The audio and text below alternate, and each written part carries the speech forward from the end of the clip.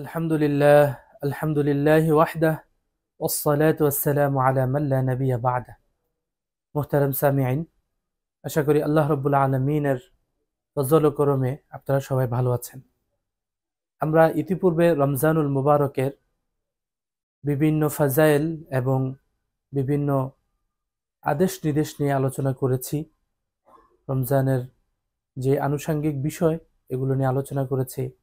তো তার মধ্যে খুবই গুরুত্বপূর্ণ একটা বিষয় হচ্ছে আজকে আমরা আলোচনা করব, সেটা হচ্ছে যেমন রমজানের রোজা এবং রোজা উপলক্ষে অনেকে নিয়ত করে থাকেন, আবার ইফতারিতেও একটা নিয়ত প্রচলিত রয়েছে।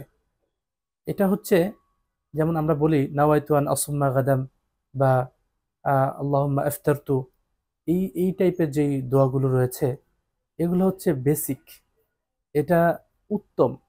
কেউ যদি এইভাবে নিয়ত করে নেয় যে আমি রোজা রাখতেছি, রোজার যে আরবি নিয়তটা রয়েছে সেই নিয়তটা যদি কেউ করে নেয় তাহলে ভালো। এবং ইফতারির যে নিয়তটা সেটাও যদি কেউ ইফতার করার সময় আগে বলে মুখে বলে নেয় আরবিতে, তাহলে এটা উত্তম, এটা ভালো কাজ।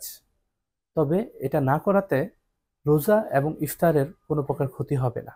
নর্মালি আমরা ইফতার করে নিলে ইফতারের যে হক সেটা আদায় হয়ে যাবে, এবং সেহরির পরে রোজার যে নিয়তটা রয়েছে সেই নিয়তটা না করলেও আমাদের সেহরির যে হক এবং রোজার যে পরিপূর্ণতা সেটা সুন্দরভাবে সুষ্ঠুভাবে পরিপূর্ণ হয়ে যাবে।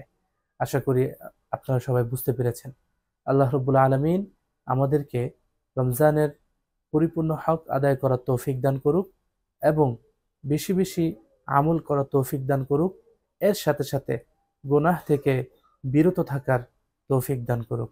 আসসালামু আলাইকুম ওয়া রাহমাতুল্লাহি ওয়া বারাকাতুহু।